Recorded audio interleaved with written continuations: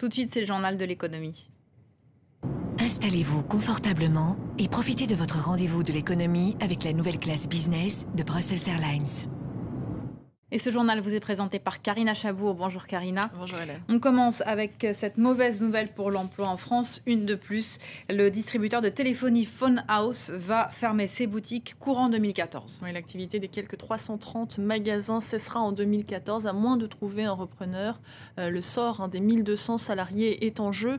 Le groupe se dit victime de la concurrence de Free et des offres low cost sur Internet. Le reportage de nos confrères de France 2. Phone House, c'est l'enseigne qui a régné sans partage 17 ans sur le marché des téléphones mobiles. Mardi, la direction a annoncé par téléphone à ses salariés l'arrêt de son activité en 2014, à moins de trouver un repreneur. On prend la nouvelle comme ça et puis on essaie de continuer quand même. Les gens continuent à effectuer leur travail, la plateforme logistique pareil. Sur le terrain, c'est un petit peu différent parce qu'il faut quand même accueillir le client, s'occuper de lui. The Phone House, c'est 330 boutiques en France et 1200 salariés. Créée en 1996, l'enseigne explose, au même rythme que la téléphonie mobile. Son marché, vendre toutes les marques de téléphone associées aux abonnements des opérateurs comme Orange, Bouygues et SFR. Mais depuis 2 ans, l'opérateur Free Mobile et d'autres concurrents proposent des offres à bas coût que l'on trouve sur Internet. Résultat, 30% des abonnés au téléphone mobile ont choisi ces offres. Le nombre d'acheteurs en ligne sur Internet a presque doublé en 2 ans. On s'habitue de plus en plus à aller en ligne, aux boutiques en ligne. On voit que ça marche, on n'a plus peur de payer en ligne, on voit que le service client, il y a des bons retours. Donc on s'habitue aussi pour sa téléphonie mobile à aller sur Internet. Du coup, on fréquente moins les boutiques physiques. Dans le même temps, le distributeur américain d'électronique Best Buy, qui détient 50% de l'enseigne de Phone House, vient d'annoncer son retrait d'Europe. Les 1200 salariés sauront d'ici à la fin mai si des repreneurs potentiels sont intéressés. La direction affirme avoir reçu des offres. Toujours dans le secteur de la téléphonie, Mexico pourrait briser le quasi-monopole de Carlos Slim. Oui, le Sénat a approuvé la loi de libéralisation qui doit ouvrir ce secteur à la concurrence. Les 2 entreprises du magnat mexicain dominent le marché à la fois du fixe et du mobile. La loi prévoit aussi de briser le duopole en vigueur dans le marché de la télévision. Reste à savoir si cela va égratigner la fortune de Carlos Slim, désigné homme le plus riche du monde depuis plusieurs années par le magazine Forbes. Et justement, on va s'intéresser maintenant aux écarts de salaire entre les employés et leurs patrons. Des écarts qui se creusent, à en croire l'agence américaine Bloomberg, selon son enquête annuelle sur les sociétés cotées au S&P à Wall Street. En moyenne, les PDG gagnent 240 fois plus que leurs employés, un écart multiplié par 20 en 4 ans. Pour Bloomberg, la palme du plus grand écart revient au distributeur américain JC Penney. Son patron, Ron Johnson, a gagné 53 millions de dollars en 2011. C'est 1795 fois le salaire moyen de ses employés. Également en tête de classement, vous le voyez, Starbucks ou encore Oracle. En Europe, maintenant, au moment où le Parlement chypriote a entériné le plan de sauvetage, les choses se compliquent pour la Slovénie qui a été sanctionnée par l'agence Moody's. Oui, sa note a perdu un cran, reléguée en catégorie spéculative. L'agence américaine estime qu'un plan de sauvetage est de plus en plus nécessaire pour le pays. L'inquiétude porte sur son secteur bancaire infesté de créances douteuses.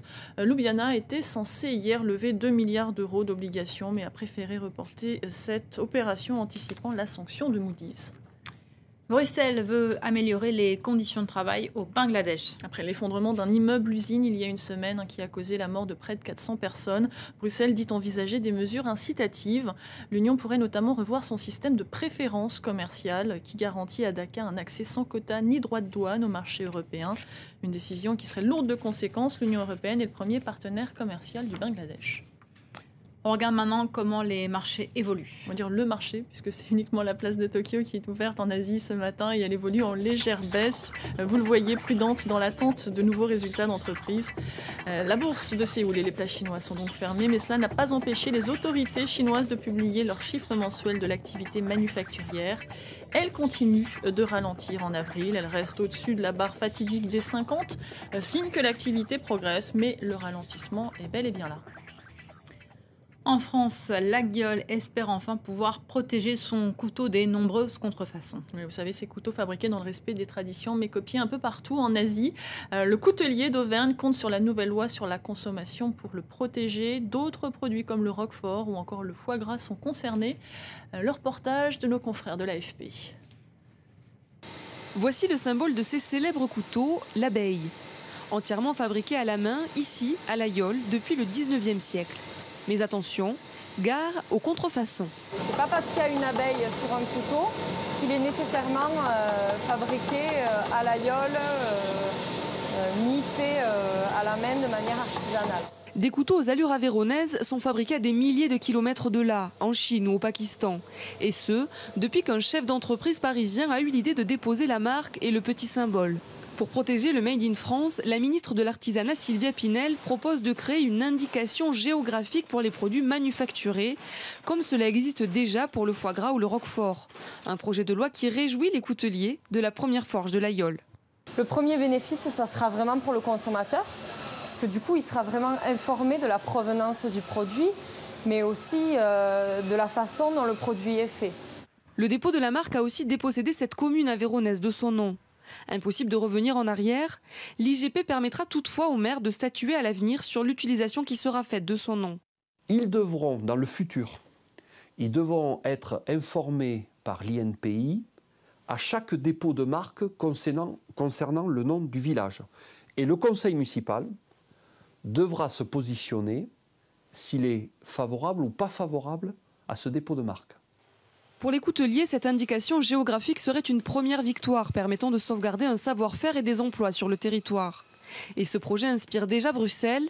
Les professionnels tablent sur une proposition de loi européenne d'ici la fin de l'année.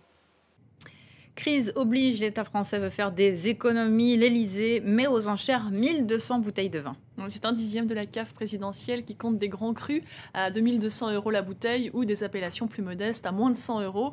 Le produit de la vente est estimé à 250 000 €. C'est ce que dépense en fait chaque année l'Élysée en vin et il devra permettre de renouveler la cave. Les sommes au-delà de ces 250 000 € seront reversées au budget de l'État. Avis aux amateurs.